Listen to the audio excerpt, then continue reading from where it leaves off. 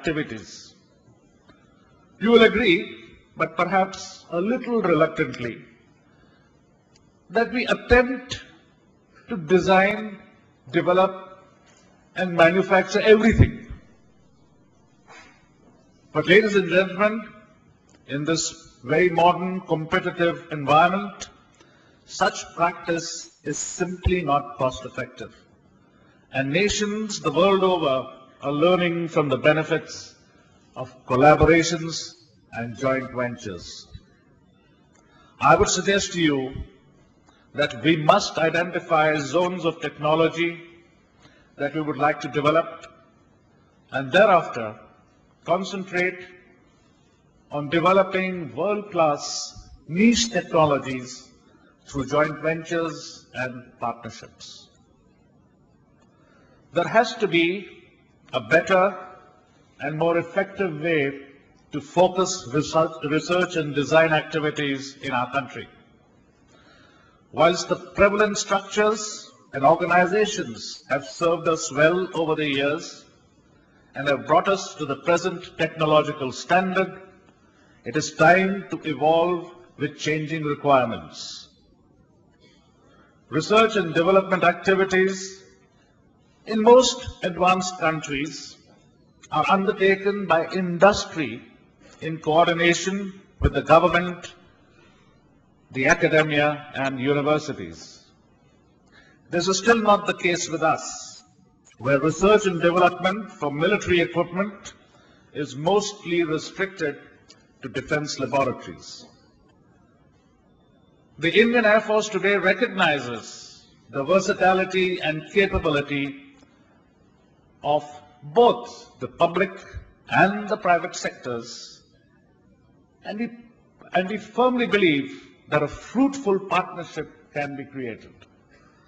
We need to progressively move defense research from the public domain to the private and into the academia and academic institutions and into the capable minds and hands of young scientists and entrepreneurs.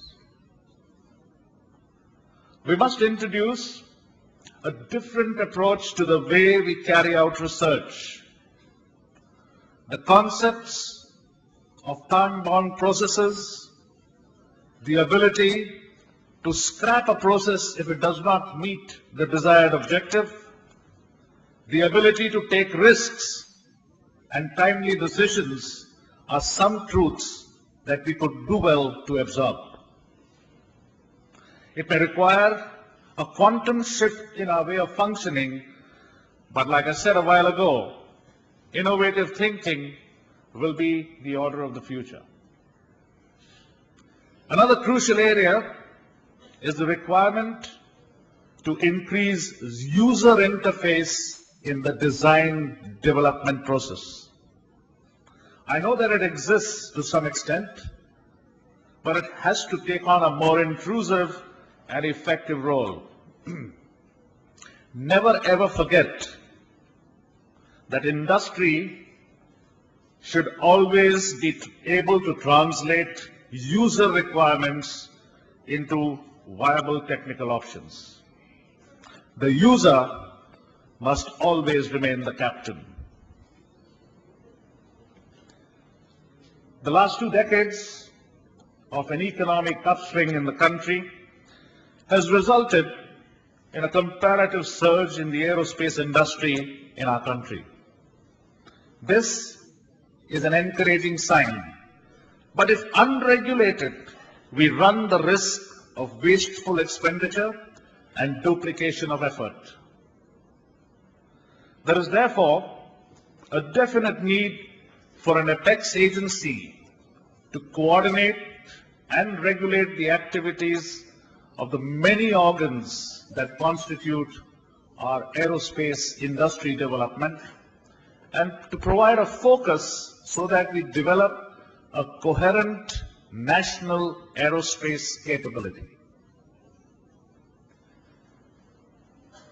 In conclusion, ladies and gentlemen, today we stand at a very crucial juncture in our quest for a strong aerospace potential. And I'm confident that there exists inherent capability, as is exemplified by our space program, the quality and the high standards of our scientists and people in the country, and there is a reasonably strong demand for aerospace products. Bridging the two, perhaps, is the challenge that lies ahead of us. Added, if I may add, with a sprinkling of patriotism in as far as your national security requirements are concerned. The future, as always, remains uncertain, and there are no easy answers.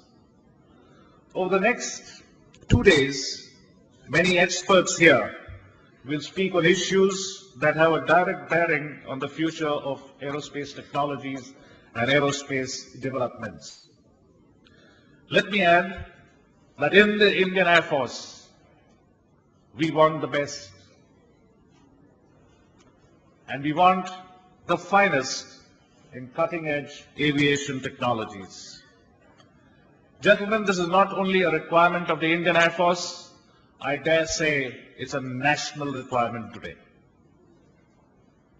May I compliment the Defense Research and Development Organization and the Aeronautical Society of India for having organized this seminar on an extremely relevant topic and on the eve of the Aero India 09 Air Show, which commences very, very soon. I wish you all the very best, and thank you for your patience.